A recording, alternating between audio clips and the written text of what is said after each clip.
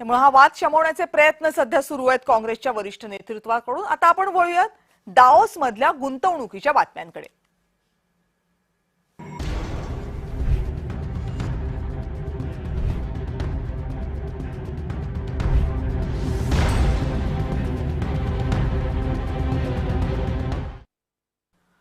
दाओसमध्ये आयोजित world economic forum मध्ये महाराष्ट्राने 30 लाख कोटी रुपयांचे गुंतवणूक करार केलेत आणि आणखी 10 लाख कोटी रुपयांच्या गुंतवणूक करारांची प्राथमिक बोलणी पूर्ण झाली आहे। ही माहिती दिली आहे राज्याचे मुख्यमंत्री देवेंद्र फडणवीस यांनी। 40 लाख रोजगार निर्मितीचे उद्दिष्ट साध्य होणार आहे। महाराष्ट्रातल्या पत्रकारांशी व्हिडिओ कॉन्फरन्सिंगच्या माध्यमातून आज देवेंद्र फडणवीसांनी संवाद साधला आणि ते बोलत होते। या करारांमध्ये 83% करारांमध्ये थेट परकीय गुंतवणूक आहे। एकूण 18 देशांमधून महाराष्ट्रामध्ये ही गुंतवणूक येत आहे। 16% गुंतवणूक ही परकीय तंत्रज्ञान भागीदारीत आहे। या 18 देशांमध्ये America, England, Singapore, Japan, Switzerland, Sweden, Netherland, Norway, Italy, Germany, France, Austria, UAE, Spain, Canada, Belgium या देशांचा समावेश आहे। औद्योगिक, सेवा, कृषी आणि तंत्रज्ञान अशा सगळ्या वेगवेगळ्या क्षेत्रांमध्ये ही गुंतवणूक येते। सामंजस्य करार प्रत्यक्षात परावर्तित होण्याचा दर हा 75% आहे। गेल्या वर्षीचे करार हे 75% प्रत्यक्षात आलेले आहेत अशी माहिती मुख्यमंत्र्यांनी आज दिली। आनंद वाटतो की जवळपास गुंतवणुकीचे करार जे आपण केले आहेत किंवा जे काही गुंतवणुकीच्या अनाउन्समेंट आपण केलेल्या आहेत त्या 30 लाख कोटी रुपयाच्या आहेत आणि याच्या व्यतिरिक्त 7 ते 10 लाख कोटी रुपये अजून अशा स्टेजला आहेत की ज्या संदर्भात आपली प्राथमिक बोलणी झालेली आहे।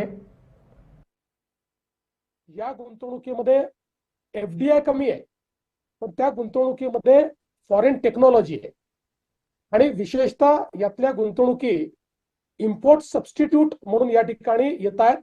म्हणजे ज्या गोष्टी आपण इम्पोर्ट करतो त्याचं सबस्टिट्यूशन करणाऱ्या गोष्टी या गुंतवणुकीतून आपण तयार करणार आहोत। एकूण किती देशातनं गुंतवणूक आपल्याकडे येते आहे याचा जर हिशोब आपण लावला तर 18 देशातनं ही गुंतवणूक येते आहे। आणि यानंतर वळूया तिसऱ्या मुंबईच्या बातमीकडे।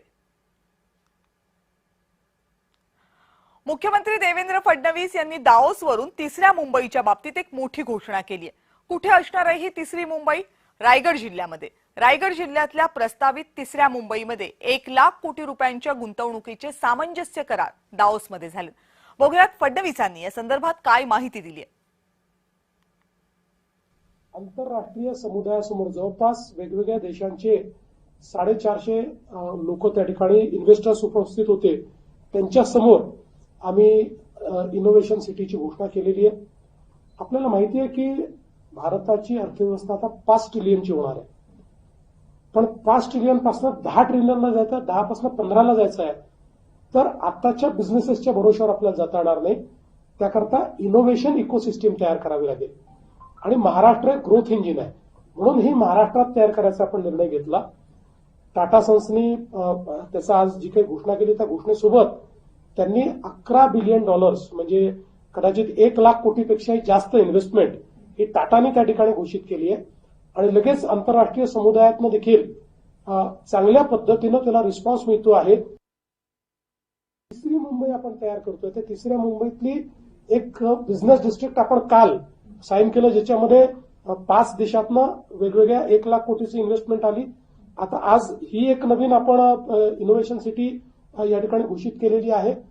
त्यामुळे मला असं वाटतं की ही जी काही आपली तिसरी मुंबई आहे याला एक चांगली चालना मिळाली आहे। आणि दाओसमध्ये बुधवारी झालेल्या महत्त्वाच्या करारांची यादी यावर एक नजर टाकूयात।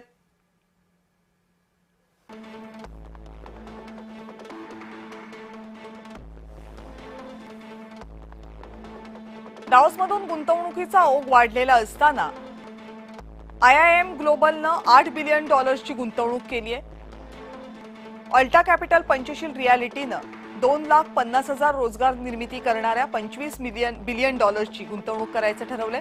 $10 बिलियन आणि 1 लाख रोजगार निर्मिती होणार आहे के रहेजा कॉर्पोरेशनच्या गुंतवणुकीतून। सुमिटोमो रियालिटी अँड डेव्हलपमेंटच्या $8 बिलियन गुंतवणुकीतून 80,000 रोजगार उपलब्ध होतील। सुरजागड इस्पात लिमिटेडच्या 20,000 कोटी रुपयाच्या गुंतवणुकीतून 8,000 रोजगार. स्टील क्षेत्रामधली ही गुंतवणूक असेल गडचिरोली जिल्ह्यामध्ये. BFN फोर्जिंग याची 565 कोटी रुपयांची गुंतवणूक स्टील क्षेत्रामध्ये असेल. पालघर मुंबई महानगर क्षेत्रामध्ये 847,000 रोजगार यामुळे उपलब्ध होतील. 4,000 कोटी रुपयांची गुंतवणूक आहे योकी ग्रीन लिमिटेडची. पुनर्वापराची ऊर्जा या क्षेत्रामध्ये 6,000 रोजगार उपलब्ध होतील. पालघर मुंबई महानगर क्षेत्रामध्ये ही गुंतवणूक असेल.